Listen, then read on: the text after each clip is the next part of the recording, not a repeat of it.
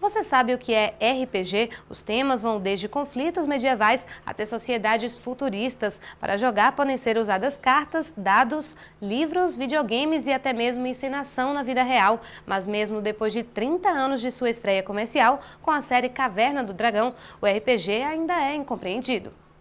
O RPG, do inglês role game, que em tradução literal significa jogo de interpretação de papéis, surgiu na década de 70, a partir de uma série norte-americana conhecida como Dungeons and Dragons.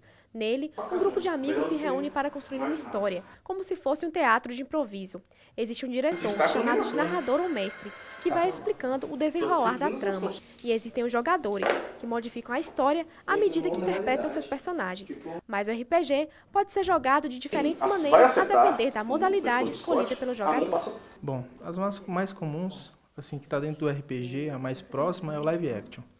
Que é como se fosse, assim, é bem parecido, porque é bem interpretativo, imaginativo, só que você vai utilizar fantasias, usar espadas, não de verdade, né, mas bem parecidas, assim, de madeira ou de plástico, réplicas, entendeu? E aí ela é bem parecida, são vários narradores que jogam ao mesmo tempo e normalmente é mais simples, é mais para o ímpar, ou então são discutidos assim na hora, ou até mesmo os efeitos que são feitos no próprio jogo. Tem já os de cartas, que são os cards, que são igual o Magic, que já são pré-determinados, são personagens que já vêm com ataque, defesa, cada um vem com suas características pessoais, então elas são mais técnicas, bem mais técnicas, então é mais simples até. Tem também o MMORPG, que é um RPG virtual, que já tem todo um gráfico, tem toda uma preparação, igual o Mu, tem Ragnarok, tem Tibia, que já foi muito jogado também, Tibia, Ragnarok, Mu, eu joguei bastante Mu, bastante tempo. Então esses são os mais conhecidos que eu já percebi, que você tem os atributos comuns e você vai fazendo com o personagem aquilo que você gosta. Você escolhe o mago, ou o guerreiro, ou o arqueiro, aí você vai usando suas armaduras e coisas que você gosta para o seu personagem. O RPG tem regras próprias, assim como termos que são característicos e que podem soar estranhos para aqueles que não jogam. Por isso, é importante conhecer as principais expressões adotadas no jogo. Alguns dos termos técnicos, por exemplo, o narrador em si é um dos termos técnicos, né, que alguns chamam de mestre. Tem o jogador, que vai ser quem vai jogar. Os PCs são os personagens dos jogadores. NPCs são personagens que o jogador não controla, são personagens do mestre. Podem ser chamados de NPC. Os dados, eles costumam ser abreviados. Se você vai jogar um dado de 10 lados, costuma-se falar D10, para abreviar mesmo, questão de facilidade na hora de falar. Tem os chamados sucessos decisivos e as falhas críticas. Sucessos decisivos é quando você tira, por exemplo, o número máximo no dado. Se o dado tem 10 lados e você tirar 10, você tirou como se fosse um decisivo. Se o dado tem 20 lados e você tirou o número 20, é um sucesso decisivo. Se você tirou o pior resultado, o 1, por exemplo, no dado de 20 lados, o 1 no dado de 10 lados, você tirou uma falha crítica. Aí, dependendo do sistema, isso tem alguma penalidade por você ter tirado esse resultado tão ruim. O jogo, por mais que ele tenha uma grande liberdade, ele tem uma mecânica para poder ninguém fazer exatamente o que quer, entendeu? Então, basicamente de termos técnicos no jogo, é mais ou menos isso. Vai depender muito do jogo que você está jogando. Se você está jogando mago, vai ter termos técnicos para mago. Se estiver jogando vampiro, vai ter termos técnicos para vampiro. Se você está jogando medieval, vai ter termos técnicos para medieval. Mas, conhecendo esses termos, eu acho que já é o suficiente. Rodada, turno, ou qualquer coisa assim do gênero, é a vez que você vai ter para executar uma ação. Aí você fala, ou é sua vez, ou é seu turno, entendeu? E a crônica em si é quando você tem uma história limitada. Ele pode ser aberto, não ter fim nunca, enquanto seu personagem estiver vivo, ou ele pode ter um fim, tem que ser uma crônica fixa. Aí costuma chamar de crônica. O que é campanha? A campanha é justamente missões dentro do jogo. Dentro do jogo você pode ter ele fixo, que vai ser uma crônica ou uma campanha, ou ele pode ser aberto, ele não vai ter nenhum fim. São várias crônicas dentro de uma só história. Quando você quer limitar isso, e você, por exemplo, a gente vai jogar um jogo que vai durar pouco tempo, vai ser até completar a crônica, até chegar a um objetivo. Você chegou naquele objetivo, pode parar o jogo, entendeu? Aí costuma se chamar de crônica, quando é assim. Ao longo dos anos, os jogadores de RPG sofreram com preconceito causado pela falta de conhecimento das pessoas com relação ao jogo.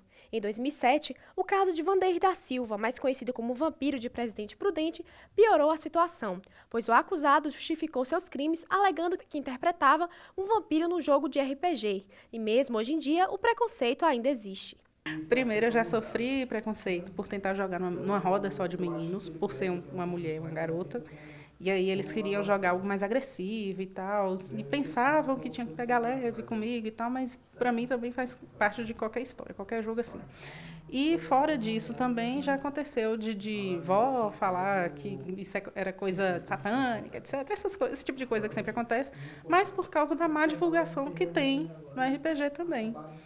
Então é importante mudar essa visão que o pessoal tem para poder... Não sei nem se é divulgar o negócio, mas para a gente ser mais livre para poder jogar sem sofrer esse tipo de preconceito. Outro detalhe que pode contribuir para afastar as pessoas do RPG é o fato de o jogo não ter um vencedor. No entanto, quem joga garante que vale a pena. O objetivo não é vencer, é evoluir. Durante o jogo, nossos personagens vão crescendo, vão ficando mais fortes, a história vai desenvolvendo e a gente cria realmente um roteiro enorme, um passado enorme de história para poder bancar isso tudo que a gente está jogando. A gente se apega muito mesmo, a história acaba ficando muito divertida para quem joga, a gente se torna parte daquilo ali, é como se a gente fosse autor e ator da própria história. É muito divertido mesmo. O diferencial é justamente isso, não tem um fim no RPG, né? A não ser se o próprio mestre criar uma história de início, meio e fim. Aí pode até ser, mas não tem um objetivo que você chega delimitado. Em um jogo de computador, você tem uma história a percorrer e geralmente você só vence o jogo se você cumprir aquela história. Então todo mundo que vai jogar vai fazer a mesma coisa. No RPG não, no RPG você explora infinitas possibilidades. As possibilidades elas só são limitadas pela criatividade do mestre e dos próprios jogadores também. Então, são possibilidades diferentes, né? Diferentes de outros jogos que já vêm programada a história. Para um jogo de RPG ter um bom desenvolvimento e ser interessante, é necessária a presença de uma figura-chave, o mestre. Eu acho que a coisa mais necessária que é preciso mesmo é a imaginação. A pessoa tem uma mente mais aberta para imaginar um cenário, ter uma boa capacidade assim, de saber improvisar, narrar ambientes, narrar pessoas, saber interpretar personalidades, porque todo o cenário e todos os personagens que estão relacionados com o jogo é o narrador que narra. Então ele tem que ter uma experiência assim, boa de interpretar as pessoas, imaginar, conhecer o cenário, estudar mesmo, até mesmo os livros, que são vários livros que tem, tanto de vampiros como de lobisomem, tem vários outros livros.